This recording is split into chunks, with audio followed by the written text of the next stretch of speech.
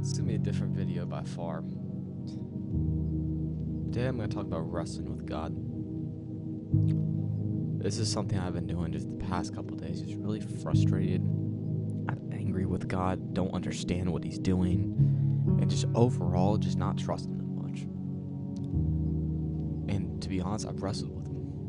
I've asked Him, why are you doing these things? Why aren't you working fast enough? Why haven't you been giving me these things? Why does it feel like we're doing this over and over and over again? And it feels like we just run around in circles and nothing is accomplished. And when we do that, and we're wrestling with God, we're questioning Him, man, it is something that it feels like God doesn't give an answer. It feels like God is just so silent. But He speaks in the whispers, man. And something that He's been speaking to me is just to trust Him, rely on Him, to know that He's accomplishing His purpose in me.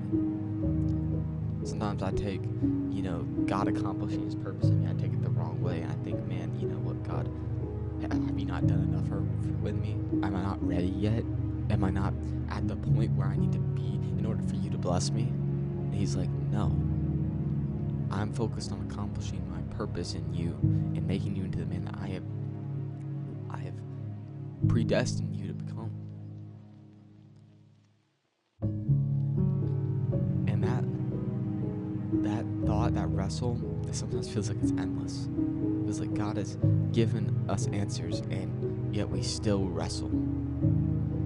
We still struggle. We're still caught up in the same cycles over and over again, and we feel like there's no way God's working, but it's when we think He isn't working that He's actually working.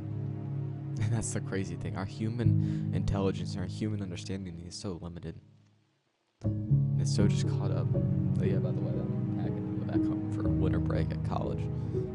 So mind the mess behind me. But I'm gonna read from this passage from Genesis 32. This is when Jacob wrestles with God. So for context, Jacob stole his brother Esau's blessing, and he kind of ran and hid, got married and stuff, and I think the Lord led him back to go make amends with his brother, and he found his brother was pursuing him, and he got scared, and he didn't know what to do. Sometimes God leads us to do things, and we do them, and we walk this path with Him, and then it feels like it's silent, or something comes against us, and it feels like, man, there's no way we're gonna overcome, or we're gonna be destroyed. And that's when Jacob comes to wrestle with God. That night, Jacob got up and took his 2 wives, his 2 female servants, and his 11 sons, and crossed the ford of the Jabbok.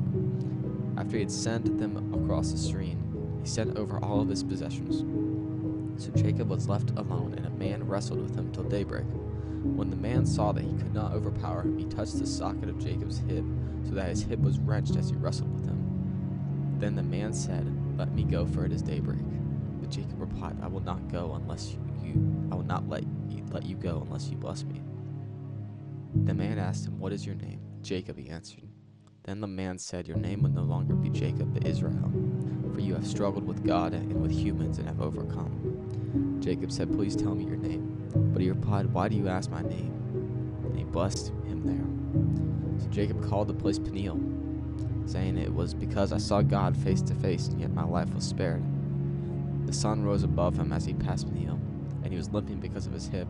Therefore, to this day, the Israelites do not eat the tendon attached to the socket of the hip, because the socket of Jacob's hip was touched near the tendon.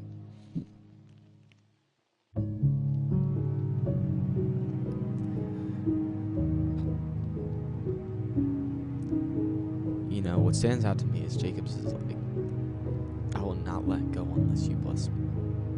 I think that's the point of wrestling with God. You see, we think wrestling with God as us challenging God's purposes. No. Wrestling with God is actually the closest we ever get with God. Because it's one thing to pray, it's another thing to wrestle. Because praying at the feet of God and then grabbing hold of Him are 2 different things. I'm not saying it's not important to pray. It is important to pray. Prayer is something good. But wrestling with God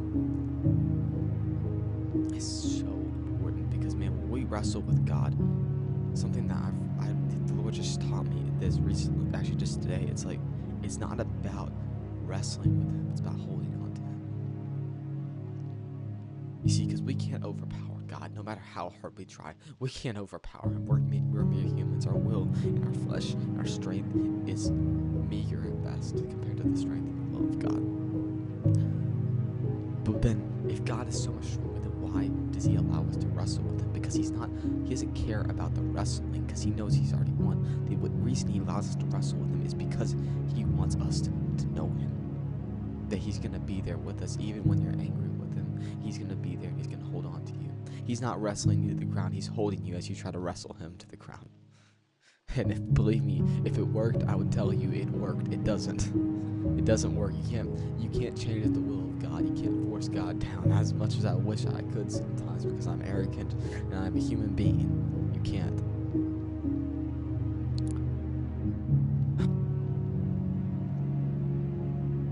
But God is so loving.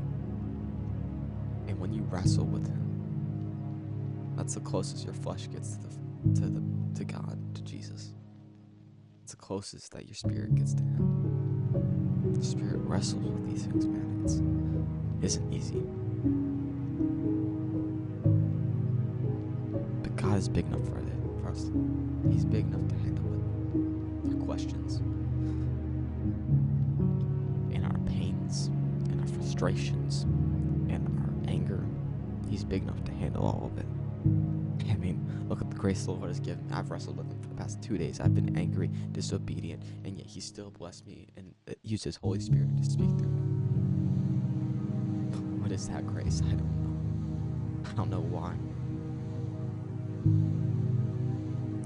But that's how good my God is. The God I serve is good and loving. He's my Father. I have become His son. Sons wrestle with Father's discipline. They wrestle with the rules of a father. Because in the end, Lord, in the end, the truth is we don't want to submit. We're all selfish. We don't want to submit. And I think that's why God touched Jacob's hip, is to make him submit. Because He knew that Jacob was stubborn enough that he wasn't going to let go. So He touched his hip to make him dependent on God. And when he realized that he could not walk and wasn't as strong as he used to be, he got to understand, wait, that was actually God he was wrestling with. And he was humbled, and he's like, I saw God face to face, and yet my life was spared. Sometimes we think if we see God face to face, we bow at His feet. But the truth is, not every one of us would. Some of us will question and wrestle with Him. And wrestling is good, because we serve a good God. All right, that's going to be the end for the day. Have a great day. Y'all have a great day.